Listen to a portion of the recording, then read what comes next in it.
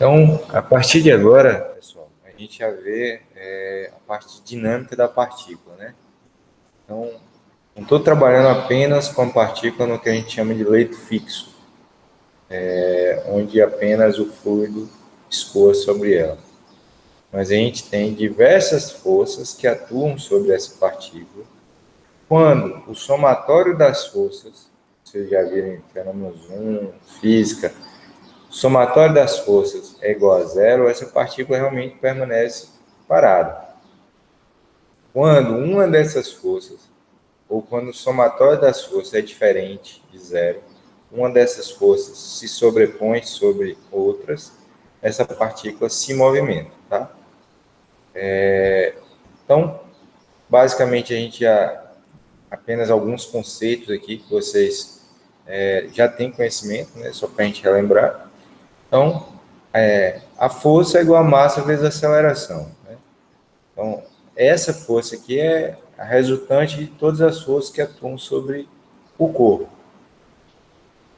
E a aceleração é a variação da velocidade com o tempo. A segunda lei de Newton vai dizer que o somatório dessas forças sobre a partícula é igual à taxa de mudança do momento linear da partícula. Que forças são essas, né? O somatório de todas essas forças. Forças externas, que atuam sobre a minha partícula. Essa força externa pode ser uma pressão, pode ser a própria pressão exercida pelo fluido, uma força de empuxo, tá? A gente sabe que qualquer corpo seja imergido em um fluido, eu vou ter a ação de empuxo, e uma força de arraste, que aí também é a relação da partícula com o fluido que está em contato sobre ela, seja fluido um gás ou um líquido. Essa força externa, por exemplo, pode ser a própria aceleração da gravidade, uma aceleração centrífuga. Então, depende do caso que a gente está falando. Então, se eu tenho um corpo, uma partícula caindo, por exemplo, uma partícula de leite em pó no secador, né? Um atomizador. À medida que aquela partícula ali vai caindo, eu tenho a ação da gravidade, mas eu tenho um ar quente ali promovendo uma força de arraste. Se essa partícula for muito leve, ou no caso é um ciclone separador, eu tiver uma partícula muito leve e uma passagem do fluido em uma velocidade muito alta, né, eu posso não ter essa queda, eu posso ter um arraste. Então, isso deve ter um equilíbrio entre as forças para que eu, por exemplo, no caso de um ciclone separador, eu consiga arrastar partículas mais leves e as mais pesadas desçam, fazendo com que ocorra a separação. Então, preciso conhecer essas variáveis. Já o princípio de Arquimedes, né, a gente vai ter o conceito de empuxo. Vai depender da densidade da partícula, da densidade do meu fluido, né? Então, aqui eu tenho a relação de massa sobre densidade da partícula, vezes densidade do fluido, vezes gravidade. Desculpe.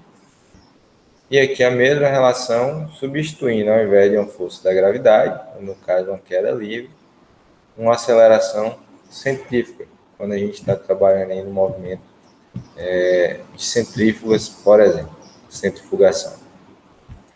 Se eu tenho, ou se eu suponho a aceleração da partícula igual a zero, então a gente vai ver quando que eu considero isso, né? Eu não tenho variação da velocidade. Se eu não tenho variação da velocidade, isso aqui é zero, vezes a massa vai dar zero, a força vai dar zero. Então, quando eu estou falando aqui de força é resultante das forças, eu vou ter que o somatório dessas forças é igual a zero. E eu vou ter que essas forças vão estar em equilíbrios e a minha partícula não está em movimento. Tá? Ela está fixa dentro do meu leito. Então, eu tenho aqui massa vezes gravidade, simplesmente a força externa, força de arraste, força de empuxo. trabalhando aqui com essas variáveis, eu posso resumir isso aqui. Massa vezes gravidade, vezes 1 menos o do fluido sobre o da partícula, densidade, né, do fluido sobre densidade da partícula, menos força de arraste. E essa força de arraste, ela depende de algumas variantes, que são coeficiente de arraste, por exemplo, né, velocidade do fluido, densidade do fluido e área da partícula. Quem gosta ou quem já assistiu alguma coisa, por exemplo, sobre natação, automobilismo, aviação, já ouviu falar com certeza na força de arrasto. Isso é muito comum quando você vê, por exemplo, testes em túneis de vento, quem se liga em Fórmula 1, todo ano que você desenvolve um carro, esse carro é testado num túnel de vento para se avaliar, por exemplo, a força de arraste ou força de resistência que eu vou ter entre esse carro e o ar que passa ao redor, já que eu trabalho com alta velocidade. Além de ser um carro muito baixo, né, e relativamente leve para a sua área, você tem um risco, como existe em outros tipos de corrida, esse carro levantar, simplesmente ser arrastado por uma pressão superior que faz com que o carro levante uma das partes e você tenha um acidente. Ou no caso de uma aviação, de um avião, um aeromodelo, um planador, por exemplo, você tiver uma corrente de ar com velocidade muito alta, dependendo da direção e sentido dele, você também pode promover um acidente. Assim como a posição em que uma pessoa pilota uma moto, uma bicicleta, quanto maior for a área de contato dela, né, abrindo assim, quanto maior for a área de contato com o ar que vem no sentido oposto, maior vai ser a resistência dela para vencer aquela barreira. Então, mais energia você precisa gastar para se deslocar. Então, essa é uma força de arraste, ela é contrária ao meu movimento. Ou eu posso ter ela no mesmo sentido e ela vai fazer com que o meu material se desloque, ele seja arrastado. Tá? Então, a força de arraste se origina do atrito existente entre a superfície de determinada partícula, quando está em movimento através de determinado fluido, podendo ser arrastada ou de resistência. Né? A minha partícula pode ser arrastada pelo fluido, ou pode impedir, como a gente vê muitas vezes uma pessoa tentando andar em meio a uma ventania, né? E a força do vento é tão grande que ela não consegue se mover.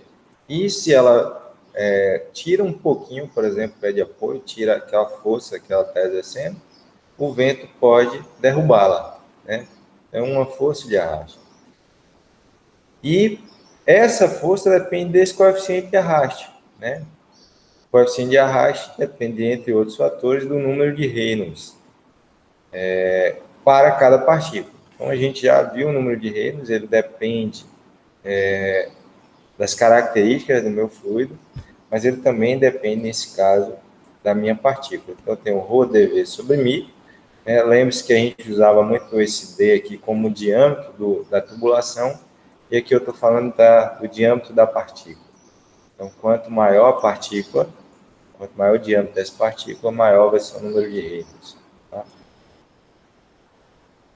O número de Reynolds e o coeficiente de arraste vão se correlacionar tanto através de relações gráficas, né, onde já foram testadas, quanto equações para cálculo desses valores. Então, aqui a gente pega um exemplo. Para valores baixos do número de Reynolds da partícula, a força de arraste atuante sobre a esfera pode ser calculada através da lei de Stokes. 3π vezes viscosidade vezes diâmetro da partícula vezes velocidade. Aqui eu já Estou resumindo essa relação aqui de coeficiente de arraste. Foi substituído. Para um regime laminar, onde você tem um número de redes muito baixo, menor do que 0,4, o coeficiente de arraste é igual a 24 vezes sobre o número de redes. Então, já tem um coeficiente aí. Para um regime de transição, o coeficiente de arraste é igual a 10 sobre raiz do número de redes. Então, a gente percebe que quanto menor for a velocidade desse fluido, eu vou ter um valor de coeficiente de arraste menos expressivo. Por quê? Porque aí a velocidade do fluido não vai gerar uma força de arraste muito grande. Tá? À medida em que eu tenho um alto valor do meu número de Reynolds, aqui é no caso para partículas esféricas, certo? Eu vou ter, aliás, eu falei uma coisa, falei o inverso. À medida em que eu aumento o número de Reynolds, eu diminuo o meu coeficiente de arraste. Tá? Percebam que para número de Reynolds, no caso de uma esfera, número de Reynolds mais baixo, eu vou ter um coeficiente de arraste bem alto.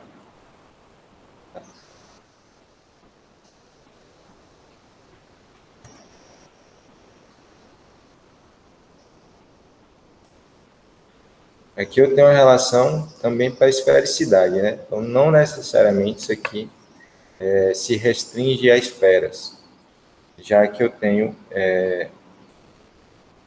para usar isso aqui, o que eu tenho que fazer é calcular a esfericidade de cada partícula. Então, tem relações aqui que vão de 0,125 até uma esfera real com esfericidade 1. Qualquer valor dentro dessa faixa aqui pode ser calculado por interpolação.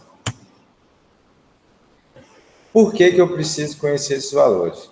Para saber qual é a velocidade de deslocamento tanto do fluido quanto da minha partícula. Tá?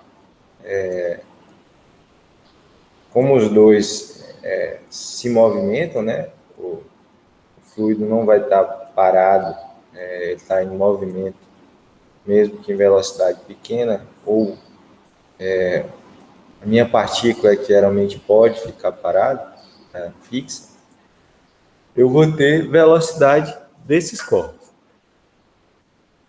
Esses corpos, eles apresentam dois períodos de velocidade. Um, onde eu tenho uma aceleração, uma queda acelerada, e uma velocidade constante. Porém, a parte onde ocorre a aceleração, ela é muito curta, é um tempo muito curto quando você tem, por exemplo, uma queda livre. Como eu tenho um tempo muito curto, ela pode ser desprezada, essa parte acelerada, até para facilitar os meus cálculos de entendimento. Sendo que, caso fosse calculado, a influência disso no resultado final seria muito pequena. Então, eu considero, de forma geral, que eu tenho apenas uma fase em velocidade constante. Tá? Assim, o que eu vou ter? Ó?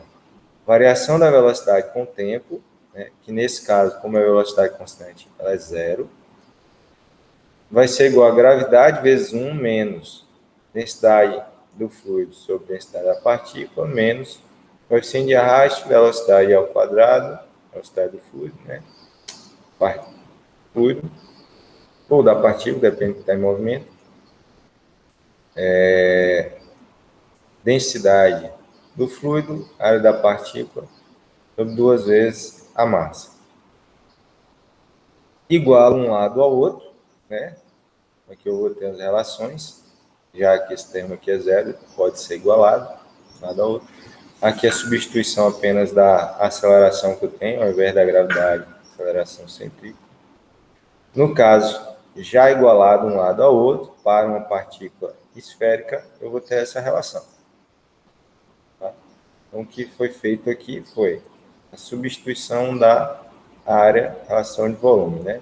Área e massa. Para a partícula esférica eu vou ter isso. Assim eu vou ter uma velocidade terminal igual a essa relação. Ou seja, a velocidade de deslocamento vai depender do diâmetro da partícula, do coeficiente de arraste e das densidades, tanto da partícula quanto do fluido. Por quê? A gente vê as relações de um fluido, da partícula, se ela é muito densa, a tendência é que eu tenha uma menor área para a mesma massa, né? Um menor volume para a mesma massa, que tem uma maior densidade. Com isso, tende-se, por exemplo, a ter uma maior velocidade. Percebo que aqui eu estou trabalhando com uma diferença. Mas se eu tenho uma partícula que é extremamente leve, né, pouco densa, eu posso ter uma relação de arraste muito maior, ou uma resistência ao deslocamento muito maior, né? Mais difícil de cair. Então, tudo isso deve ser levado em consideração antes de fazer o cálculo. Para se observar o quê? Ó? Esse meu raciocínio é lógico ou não? Né? Pense que eu estou, como falei antes, estou trabalhando com leite em pó, um atomizador. A partícula de leite em pó, após se transformar em pó, após secar, se ela for densa ou mais densa, ela tende a cair, ou se ela for pouco densa, qual cai mais rápido? Qual vai apresentar maior velocidade? Aquela que for mais densa ou que for menos densa? Perceba que eu estou trabalhando contra uma corrente de ar quente, né? Então, se ela for uma partícula extremamente leve, uma poeira, por exemplo, ela pode ser arrastada. Se ela tiver uma maior densidade, ela pode descer.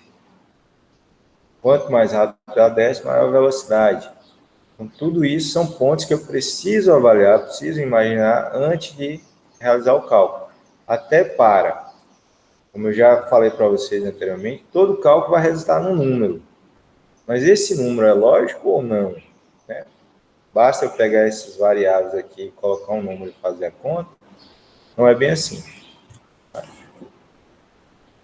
Então, para caso de escoamento em regime laminar, número de Reynolds menor do que 0,4, aquela equação ela se resume a essa velocidade terminal aqui. Para escoamentos em regime de transição, de 0,4, número de Reynolds entre 0,4 e 500, a gente já passa a complicar mais um pouquinho. Para escoamentos em regime turbulento, né, levando em consideração aqui também o coeficiente de arraste, como foi colocado aqui, apenas para laminar e para transição, se eu tenho um regime turbulento, percebam que a partir de 10.000, né, que a gente coloca para uma esfera, eu vou ter aqui um valor de 0,44. Então, posso considerar que a partir de um determinado valor, não vou ter mais mudança do coeficiente de arraste. Então, para escoamento em regime turbulento, em que o coeficiente de arraste é 0,44, ou seja, eu estou trabalhando com esfera, minha velocidade terminal seria essa aqui. Ok?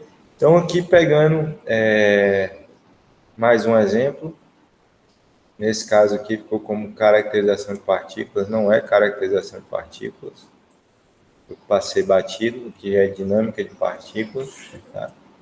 Exemplo 6.8, a do livro da Tadini et al. A gente tem, ó, no processamento de açúcar a partir de caldo de cana, é usada a operação de decantação. Então, o que é a decantação? Você coloca uma suspensão, né, um material fluido, com um material sólido dentro dele. Esse material sólido é muito pequeno, e você deixa decantar para separar as partículas. Então, o material que é mais denso, ele vai se separar, ele vai para o fundo do meu reservatório, né? Essa velocidade para ocorrer a decantação, né, o material que está lá na parte de cima ou está disperso na parte fluida, se concentrar na parte inferior? Depende, como a gente falou, da densidade da partícula, da densidade do meu fluido, da viscosidade do fluido, do coeficiente de arraste. Então, nesse caso, o meu fluido está parado, né? E aí o sólido é que vai se movimentar por causa da força da gravidade. Ele é mais denso, então ele tende a descer. O processo ocorre a 30 graus Celsius e o diâmetro das partículas foi obtido experimentalmente, sendo encontrado o valor de 2,9 micrômetros. E a densidade das partículas é de 1.180 kg por metro cúbico. Determine a velocidade terminal. Percebam aqui, ó, a densidade da partícula é maior do que a densidade da água, né? Se a gente pegar aqui a densidade da água igual a 995, 998 ou mesmo 1.000 kg por metro cúbico, eu já sei que a partícula é mais densa, então ela tende a descer. Determine a velocidade terminal dessas partículas, considerando o regime de escoamento laminar, e adote as propriedades da água para o caldo clarificado. Então, o meu caldo de cana clarificado seria aquele sem essas partículas sólidas. Eu estou considerando que as propriedades dele são semelhantes às propriedades da água. De que me interessa calcular a velocidade terminal? É para eu saber qual será o tempo gasto para realizar essa decantação. Então, se eu tenho um reservatório aí com 2 metros de altura, eu tenho uma ideia de que para percorrer aqueles 2 metros gastará tanto tempo. Então, dados da água a 30 graus Celsius, viscosidade igual a 8 vezes 10 a menos 4 pascal por segundo, densidade igual a 995,67 kg por metro cúbico. Então, velocidade terminal, né? Se a gente pegar aqui, o problema cita que eu posso considerar um regime em escoamento laminar, aqui. Vou utilizar, então, essa relação.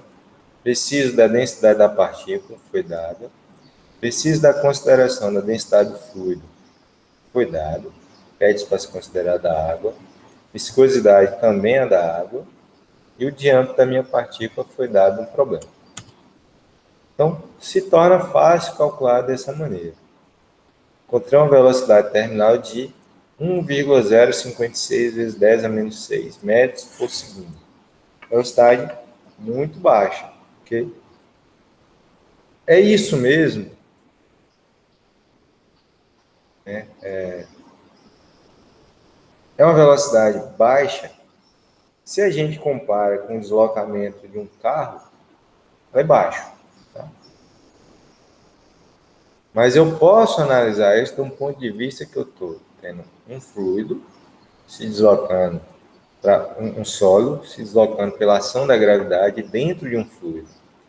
A partir dessa análise, eu posso observar se isso é realmente baixo ou não. Né? E pegar aqui, 1 vezes 10 a menos 6, né? O que ele está dizendo? Ó?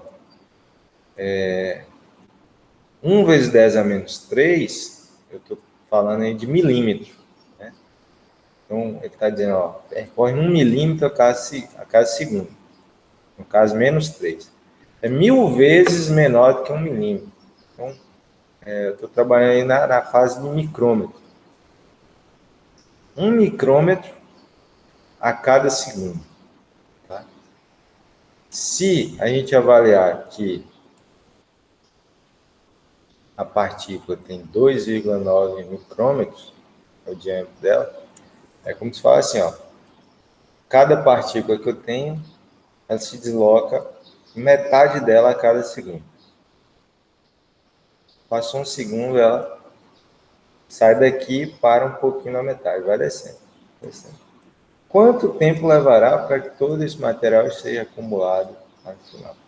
Tá? Então, isso que eu preciso avaliar. Até saber a quantidade de partículas que eu tenho, preciso ter noção disso.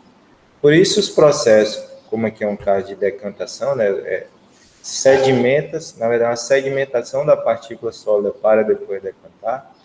Os tanques de sedimentação, eles devem ser grandes e numerosos, né? Por quê? Porque é um processo relativamente lento. Quando você faz uma estação de tratamento de água, por exemplo, ou de esgoto, você precisa ter essa consideração. Como que eu posso verificar se o meu raciocínio foi lógico? Nesse caso, se o valor encontrado ele está dentro do esperado.